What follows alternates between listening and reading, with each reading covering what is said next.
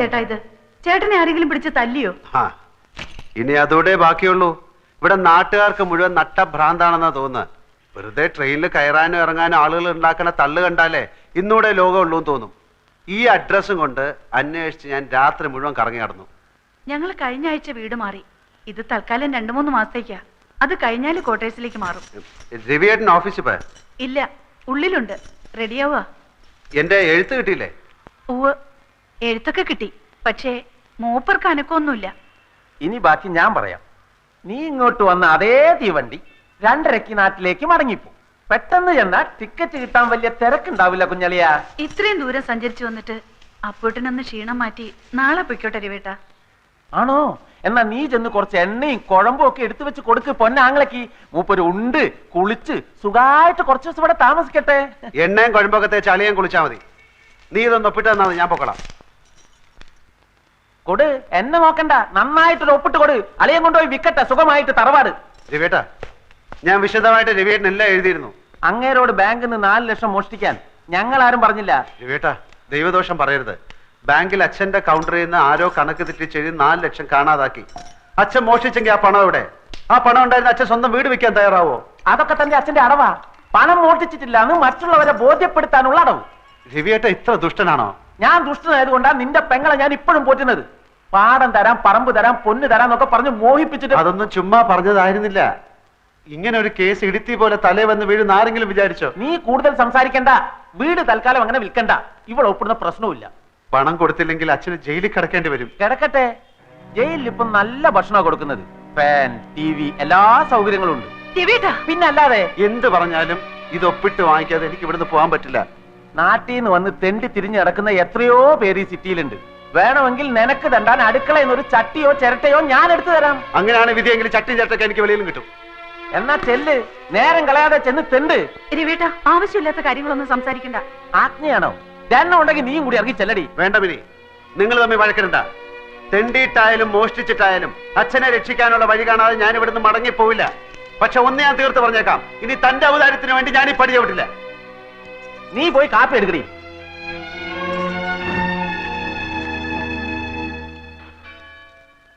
അവൻ നൂറുദ്ദീൻ, 100 എന്ന് ചെറുതാക്കി വിളിക്കും. എൻ്റെ ബാല്യകാല സുഹൃത്ത്. അവൻ ഈ നഗരത്തിലാണ്. ഇവിടെ മാമ ബീരാനിക്കയുടെ കൂടെയാണ് നൂറിന്റെ താമസം. മാമയുടെ കച്ചവടത്തിന് സഹായിക്കലാണ് പണി.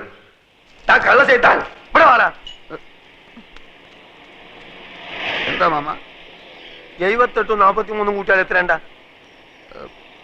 8 3 11. പിന്നെ 7 4 11 121 അല്ലേ? ഇതെത്ര? അത് 111. ഇങ്ങനെയാണ് കണക്ക് ചെയ്താൽ 10 രൂപയ്ക്ക് എന്റെ ബാപ്പ ഉണ്ടായി തരൂ. ഇയാളെ മുടിപ്പിക്കാനായിട്ട് കുടിക്കാനല്ലേ?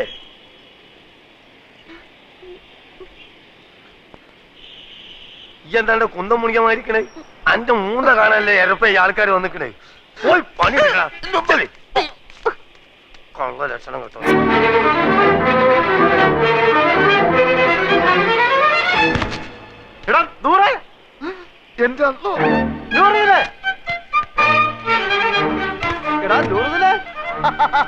എനിക്കറിയാം നീ സ്റ്റേഷനിൽ വന്ന കാണും തിരക്കിനിടപെട്ട് വട്ടം കറക്കിണ്ടാവുന്ന. ഞാനും നിന്റെ പരിധി എവിടെ കാണാൻ?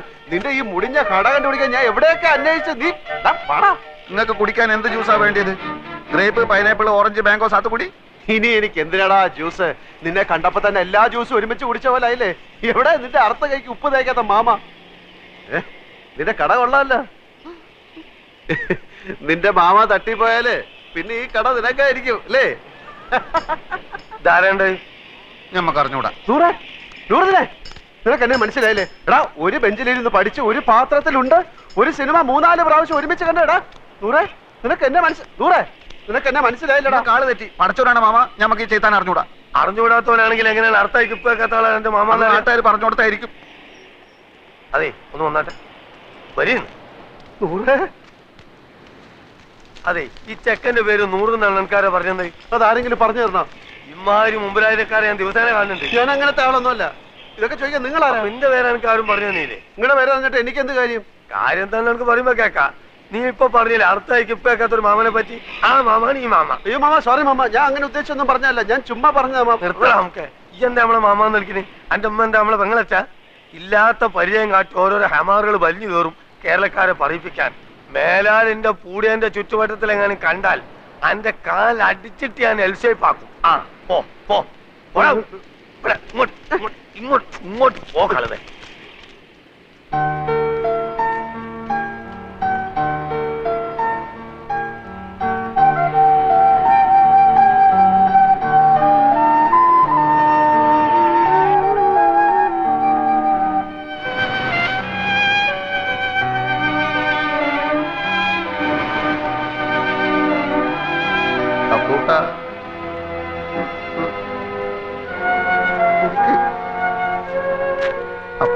ഈ കടപ്പുറം നിന്റെ തറവാട്ട് വകയൊന്നുമല്ല.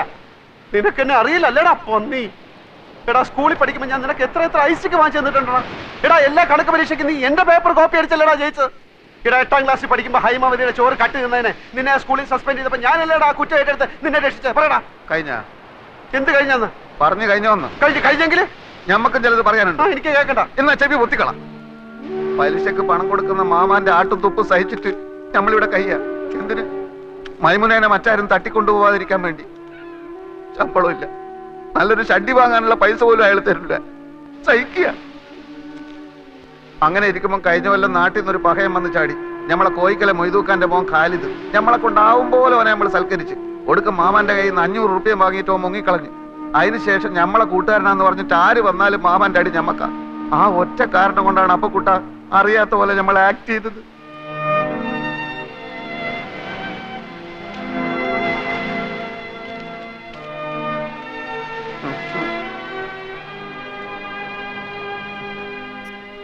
എന്നാലും ഒരെന്നാലുമില്ല. എന്റെ ഈ വിഷമം മാറണമെങ്കിൽ നീ എനിക്ക് ചില സഹായങ്ങൾ ചെയ്തു തരണം. പടച്ചോനെ, എന്ത് സഹായം? അച്ഛന്റെ കേസിന്റെ കാര്യം ഞാൻ എഴുതിയിരുന്നല്ലോ. ആ, പെൻഷൻ വരെ അവർ പിടിച്ചു വെച്ചു. ഇളയ പെങ്ങളാണെങ്കിൽ മെഡിസിൻ 3ാം വർഷമാണ്. കേസും ഫീസും ചെലവും നടത്തി ഒരു വഴിയാധാരത്തിന്റെ വക്കിലാണ് ഞാൻ. വീട് വിൽക്കാൻ നോക്കിയപ്പോൾ ഇവിടുത്തെ അളിയെ സമ്മതിക്കുന്നില്ല. നാട്ടിൽ ചെന്ന കടക്കാരെല്ലാം കൂടെ എന്നെ എടുത്തിട്ടിരിക്കുന്നു. ഈ അവസ്ഥയിൽ എനിക്ക് എന്ത് സഹായമാണ് വേണ്ടതെന്ന് നിനക്ക് ഊഹിച്ചൂടെ? ഊഹിക്കാം. ആദ്യം കിടക്കാനൊരു സ്ഥലം, അതെ, പിന്നെ ഒരു പണി. അതെ, രണ്ടും നടക്കൂല. നൂറേ മോനെ അപ്പക്കുട്ട, ഞമ്മള് തലയായിക്ക് നേടിയാന്ന് അറിയാം നിനക്ക്? ഇത് അങ്ങോട്ട് നോക്ക്. ആ ജ്യൂസ് കടയുടെ പിന്നിലൊരു മറയുണ്ട്. അവിടെയുള്ളൊരു ബെഞ്ചിലാണ്. നല്ല വീതിയുള്ള ബെഞ്ചാണോ? ബെഞ്ചിന് വീതി ഉണ്ടോ ഇല്ലയോ എന്നുള്ളതല്ല പ്രശ്നം. പകൽ നേരത്ത് മാമ വരുമ്പോ എന്നെ അവിടെ കാണില്ല. അങ്ങനെ കിടക്കാനൊരിടം കിട്ടി. എവിടെ പോയി എന്ത് ജോലി തേടണമെന്നറിയാതെ നടന്നപ്പോഴാണ് കയ്യിൽ വന്നു വീണ ഒരു പത്രത്തുണ്ടിൽ ഒരു പുതിയ പെയിന്റ് കമ്പനിയിൽ സെയിൽസ് റെപ്രസെന്റേറ്റീവിനെ വേണമെന്നറിഞ്ഞത്. 3000 രൂപ ശമ്പളം, ടൈ കെട്ടണം, ബെൽറ്റും ഷൂവും വേണം, എല്ലാം ഓക്കെ. പക്ഷെ ജോലി വേണമെങ്കിൽ സ്വന്തമായി ഒരു മോട്ടോർ സൈക്കിൾ ഉണ്ടാവണം. ഒന്ന് തൽക്കാലം വാടകയ്ക്കെടുത്ത് ജോലി സംഘടിപ്പിച്ചു. പക്ഷേ അതുകൊണ്ടായില്ല. നൂറിനോട് കാര്യം അവതരിപ്പിച്ചു. നിങ്ങൾ നിങ്ങളുടെ ഇഷ്ടം പോലെ ചെയ്. ബാപ്പ എങ്ങാനും അറിഞ്ഞാ അറിയാലോ. അറിയാ എന്റെ കരളെ. പറയാ ചതിക്കല്ലേ. സ്നേഹമുള്ളവളാ മൈമുന. എടാ നൂറെ, 5000 രൂപ കൊടുത്താൽ മാർവാടി ബൈക്ക് വരും. 2000 എന്റെ കയ്യിലുണ്ട്. ഇത് വെച്ച് 3000. ബൈക്കും ജോലിയും കയ്യിൽ. 600 രൂപ അടവുള്ളൂ. എല്ലാം ശരിയാവും. നീ വാ. ഇടക്കാല ആശ്വാസം പോലെ ഒരു മുറിയും പണിയുമായി. ജീവിതം കൂടുതൽ വഷളാവുകയാണ്. ആഹാരവും വാടകയും പെട്രോളും കഴിയുമ്പോൾ ശമ്പളം തീരുന്നു. 3 മാസമായി ബൈക്കിന്റെ കുടിശ്ശിക അടച്ചിട്ടില്ല. ബൈക്ക് വാങ്ങാൻ കാശ് എന്ന മാർവാടിയുടെ ഗുണ്ടകൾ അത് പിടിച്ചു വാങ്ങാൻ തപ്പി നടപ്പ് തുടങ്ങി. അതിലും കഷ്ടമാണ് നൂറിന്റെ മുഖത്ത് നോക്കാൻ. മൈമുനയുടെ 3000ന്റെ പലിശ കയറി വരുന്നു. പെയിന്റ് വിറ്റ് കിട്ടുന്ന കമ്മീഷൻ കൊണ്ട് ജീവിതം മുന്നോട്ട് പോകുന്ന ലക്ഷണമില്ല. നാട്ടിലെ കാര്യം അതിലും കഷ്ടമാണ്. അങ്ങനെ ഇരിക്കെയാണ് കമ്പനിയുടെ സൂപ്പർവൈസർ ബാലൻ ഒരു പെയിന്റ് കട തുടങ്ങുന്ന കാര്യം പറഞ്ഞത്. എംപ്ലോയീസിന് കമ്പനി 90 ദിവസത്തെ സ്റ്റോക്ക് കടം തരും. കച്ചവടം കഴിഞ്ഞ് കാശ് കൊടുത്താൽ മതി. കട തുടങ്ങാനുള്ള കാശ് ബാങ്കിൽ നിന്ന് ലോൺ തരും. ചെറിയ തോതിൽ തുടങ്ങിയതാ ഞാൻ. ഇപ്പൊ എല്ലാ ചെലവും പോയിട്ട് മാസം 20,000 രൂപ എന്റെ പാക്കറ്റിൽ കിടക്കും. ഞാൻ ബാങ്കിൽ പോയി അന്വേഷിച്ചു, അപേക്ഷിച്ചു. 2 വർഷത്തേക്കെങ്കിലും സ്വന്തമായോ വാടകയ്ക്കോ ഒരു കട കയ്യിലുള്ളതായി കാണിച്ചാൽ ലോൺ തരാം എന്ന് സർദാർജി മാനേജർ പറഞ്ഞു.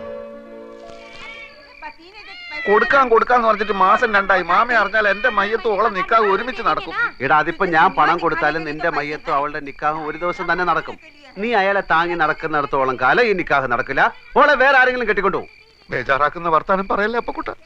നീ ഒരു കാര്യം ചെയ്യും, നീ ആ കട തൂത്തുവായിരുന്ന പണി നിർത്തിയിട്ട് സ്വന്തമായിട്ടൊരു കച്ചവടം തുടങ്ങാൻ നോക്ക്. അതിന് പണം വേണ്ടേ? ഉണ്ടാക്കണം. അതെങ്ങനെ? നീ എന്റെ കൂടെ നിൽക്കേ. ഞാനൊരു പെയിന്റ് കട തുടങ്ങാൻ പോവാണ്. ഒരു 4 ലക്ഷം രൂപയാവും. പണം കായ്ക്കുന്ന മരം എന്തെങ്കിലും നട്ടുപിടിപ്പിച്ചിട്ടുണ്ടെങ്കിൽ 4 ലക്ഷം പോലും. എടാ, ബാങ്ക് തരും. മാനേജറെ പോയി കണ്ടു, നല്ല അമ്പോറ്റി ഒടിസിങ് ലോണിനുള്ള ആപ്ലിക്കേഷൻ കൊടുത്തു. അടുത്ത ആഴ്ച കാശ് കിട്ടും. അപ്പൊ കുട്ടാ നമ്മളെ അങ്ങനെ മണ്ടനാക്കല്ലേ. നിനക്ക് എന്നെ വിശ്വാസം ഇല്ലെങ്കിൽ നീ എന്റെ കൂടെ വാ. ബാങ്ക് മാനേജറുടെ വായി തന്നെയൊക്കെ 2 ലക്ഷം രൂപ ഡിപ്പോസിറ്റ് കൊടുത്താൽ 10 ലക്ഷം രൂപയുടെ സ്റ്റോക്ക് വരും. വിറ്റിട്ട് 3 മാസം കൊണ്ട് പൈസ തിരിച്ചു കൊടുത്താൽ മതി. കടയുടെ വാടക 1.25 ലക്ഷം രൂപ. പോയിട്ട് 75,000 25,000 വീട്ടിലേക്ക് അയച്ചു കൊടുത്താലും കുറെ നാളത്തേക്കുള്ള കേസും ഫീസും നടക്കും. ബാക്കി 50,000 15,000 കൊണ്ട് മറ്റേ മോട്ടോർ ബൈക്ക് മാറാടിയുടെ മുഖത്ത് വലിച്ചോണ്ട് കൊടുക്കും. ബാക്കി 35,000 15,000 കൊണ്ട് അന്തസ്സുള്ള വൃത്തിയായിട്ടൊരു സ്ഥലം താമസിക്കാൻ. അപ്പൊ മൈമനയുടെ 3,000 അത് കൊടുക്കും. പോയിട്ട് 22,000. അത് ഞാൻ എന്ത് ചെയ്യുന്നറിയോ? കൊറേ കുപ്പായം വാങ്ങും, കൊറേ സിനിമകൾ. എടാ മണ്ട മുത്തപ്പ, അത് ഞാൻ നിനക്ക് തരും. ഒരു ജ്യൂസ് കട തുടങ്ങാൻ.